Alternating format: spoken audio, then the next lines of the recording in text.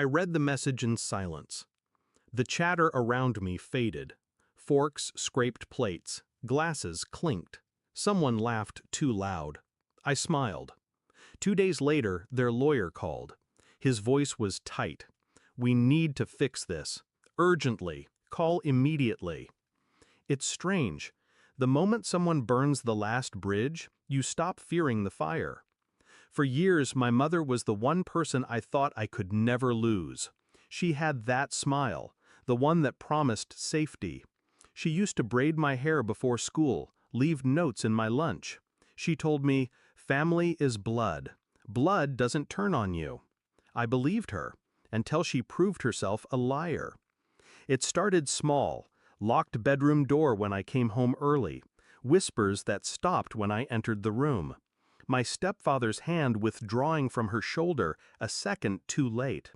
I wanted to believe I was imagining it, that the savings account I'd built with my father's inheritance hadn't been merged into hers, that the temporary loan wasn't funding their new kitchen. But lies have a smell, and once you notice it, you can't breathe the same air without choking. The truth came in a single piece of mail. My father's house, my house, quietly signed over. Her signature neat, my stepfather's just beneath. My name, nowhere. I didn't confront her, not yet. I smiled, nodded at dinner, and asked about her day. She told me she was so proud of the woman I'd become. I was already planning her undoing. First step, make myself invisible. I stopped arguing, stopped reacting. I paid my part of the bills without delay. If she thought I was drifting, she'd stop watching. Second, quietly secure what I could. Bank accounts frozen under identity theft investigation. My lawyer, a friend from university, filed an injunction over the property transfer, all under sealed court notice so she wouldn't get the letter for weeks. Third, control the narrative.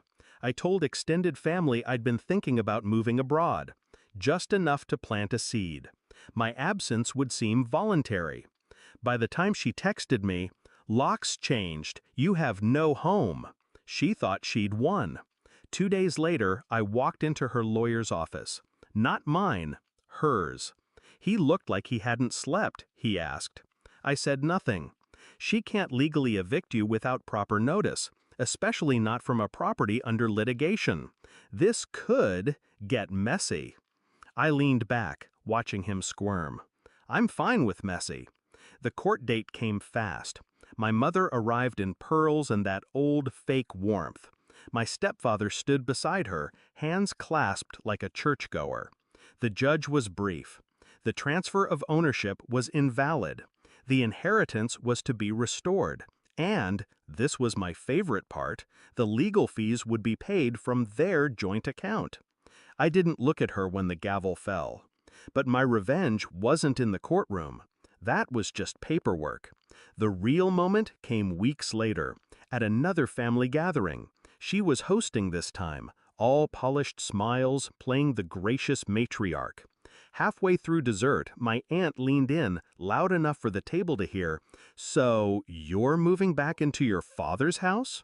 I nodded, slowly. Yes. The court ruled in my favor. Apparently, forged signatures don't hold up too well. Silence. Forks mid-air. My mother's face didn't crack, but her hand trembled just enough to rattle her teacup. I kept my tone light. "Oh, and the locks? I changed them again. You'll need to return the spare key." She didn't meet my eyes for the rest of the night. I didn't do it for the house, or the money. I did it so the next time she smiled that warm, motherly smile at someone, she'd know that I knew. That I'd taken everything back without raising my voice, without breaking a single law. I did it so that every time she passed the street where I lived, she'd feel the weight of a door she could no longer open. Justice isn't always loud. Sometimes it's the quiet click of a lock, from the inside. And when their lawyer called, desperate to fix this, I already knew there was nothing left to fix.